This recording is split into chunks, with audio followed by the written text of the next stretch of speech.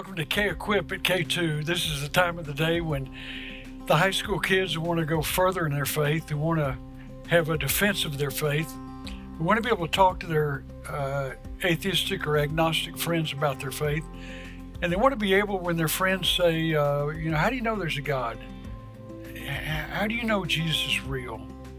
How do you know your Bible is authoritative? How do you know it's not just another religious book from around the world?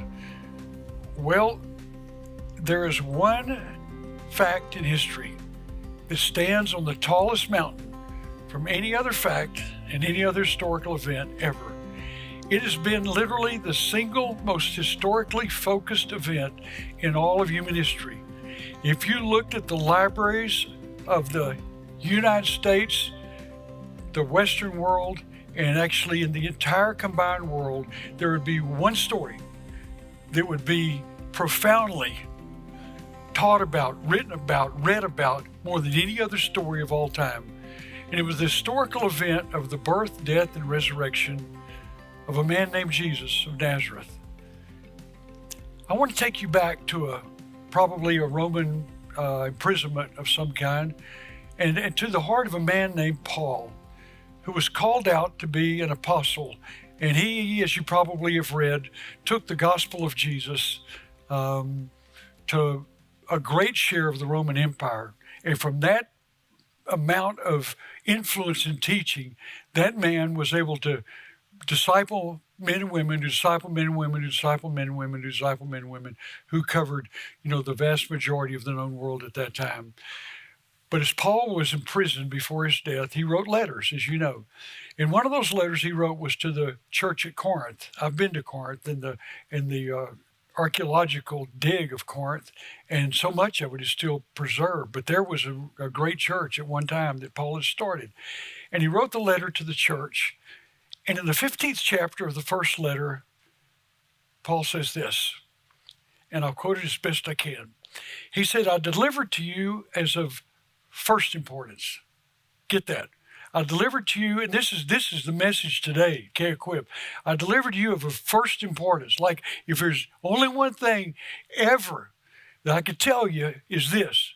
He goes on, that Christ was crucified according to the Scriptures, that he was buried, he was raised on the third day according to the Scriptures. He's saying, according to the prophets who spoke about the Messiah who is to come, that Jesus was the fulfillment of all those prophecies, according to the Scriptures. Then, after he was resurrected, Paul said, he appeared to Cephas. That's Peter. That's Simon Peter. And then he appeared to the 12. That's the disciples. And then he appeared to 500 people at one time. After his resurrection, he appeared to 500 people at one time. And Paul said, to substantiate that fact, that most of whom are still alive, to testify, is this true or is this not? They were still alive. And they didn't testify it wasn't true because it was true. But he said some have fallen asleep. And then he appeared to James, and that's important, that James, Jesus' half-brother, was also converted, if you will, transformed, become a follower of Jesus, because I'm sure in his childhood, he probably thought, a lot of people did, that Jesus was crazy when he called himself, Son of God, Messiah. But he appeared to James. That was important. And then Paul said, at last, as one untimely born, he appeared to me also. And so Paul took the resurrection of Jesus as he had seen Christ, and that caused his life to explode. Well, there's a lot of arguments, unfortunately, today, with all the evidence that surrounds it, that says that, well, Jesus, there may have been a Jesus, but he's probably just another prophet. He was probably just a great teacher, philosopher like Confucius or one of the others, maybe just another religious figure like Muhammad. But the faith of Christ, because this is different than any other religion ever, is based on the fact that he came back to life after being crucified by Rome. And so let me tell you the facts. If you want to go be able to defend your faith to your lost friends or maybe to yourself, the first fact of the resurrection of Jesus is that according to history, according to eyewitness accounts, Jesus was flogged according to the Roman law. Now, a man who was flogged according to the Roman law was flogged with whips with piece of bone, metal, glass, rock, etc. on the ends of the whips. And they would whip a victim literally countless times until the victim was rendered within an inch or a last breath of his death. It would take off his back, the skin off his back, the skin off his chest, much of the skin off his face. To some accounts, he would be irrecognizable to his friends. And somehow, he had the guts, the courage to be able to pick up the Roman cross according to Roman law and carry it to the top of the hill outside of that city, the hill called Golgotha that actually looks like a skull. I've seen it. And after the flogging and after the crucifixion, then the eyewitness account said that he was after being crucified and pronounced dead by two Roman doctors whose job it was to observe the dead body and make sure the body was dead. And if they were wrong in their account of his death, they would be crucified for their mistake according to Roman law. So the crucifixion always meant the death of the victim being crucified. The eyewitnesses also saw that he was speared with a Roman guard spearing him in the side. And the eyewitnesses said that blood and water came out separately.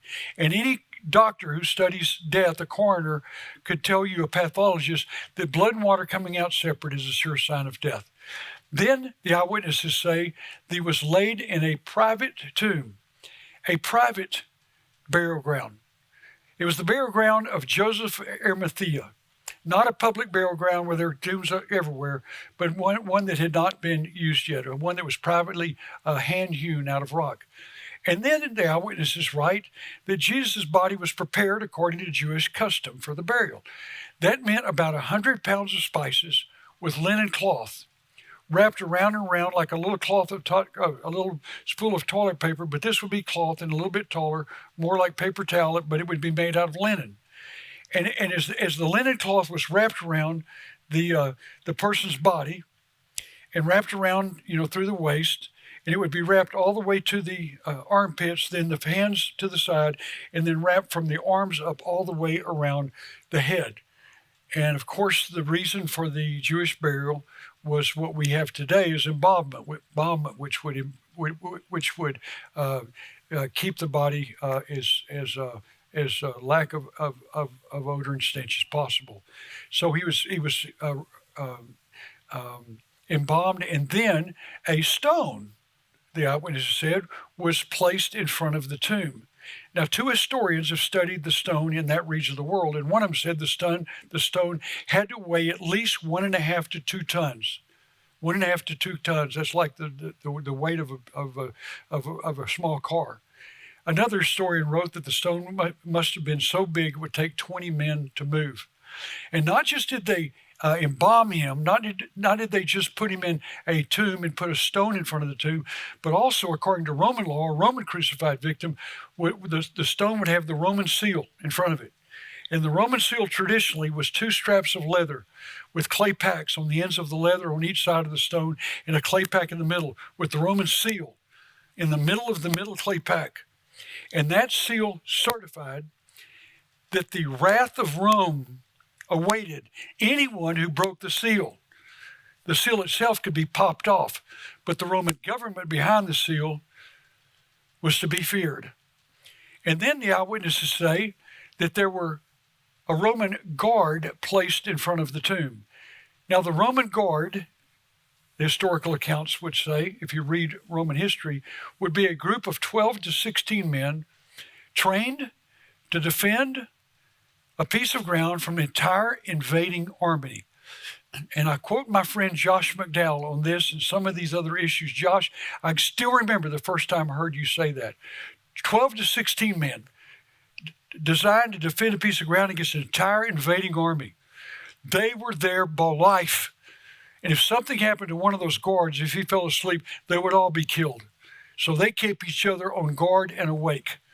And then, somehow, outside of that tomb, somehow, he appeared over 15 times to small groups, to disciples, to the ladies who followed him, disciples of him, like Mary. And then Paul said he appeared to as many as 500 people at one time. As I said a minute ago, most of them were still alive when all this was written.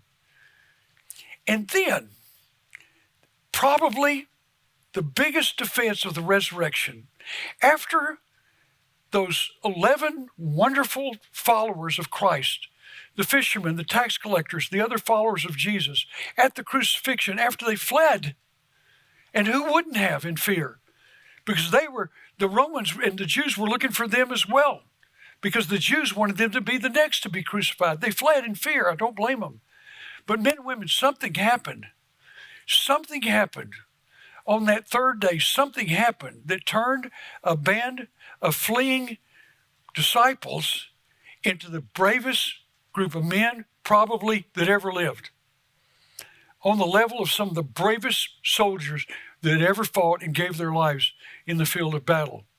You know, it is written that Peter not only fled, but that Peter actually denied Jesus 3 times before he fled. But Peter became one of the boldest spokesmen for any religious authority or event that ever lived, and ended up giving his life for what he believed in. In fact, all the disciples except John ended up giving their lives in martyrs' deaths to testify that they had seen the resurrected Jesus on the third day. You know, we know from history that James was beheaded. And church tradition from that day teaches that Thomas died with poisoned darts, and Simon the Zealot was crucified. And Bartholomew was beaten with stakes and crucified and beheaded. And Andrew was crucified. And Matthew was run through with a spear. And Philip was stoned and crucified. And James was stoned. And James, the brother of Jesus, was also stoned to death. And then Peter was crucified upside down. John died in exile on the island of Patmos. And men and women, in that day, in the 1st and 2nd century of Rome, under the wrath of Nero and Marcus Aurelius and Domitian, tens of thousands of first-generation Christians and second-generation Christians were slaughtered in Rome, in the gatherings in the Colosseums of Rome by the thousands. Fox's Book of Martyrs says that sometimes as many as 5,000 martyrs a day gave their lives to testify to the resurrection of Jesus.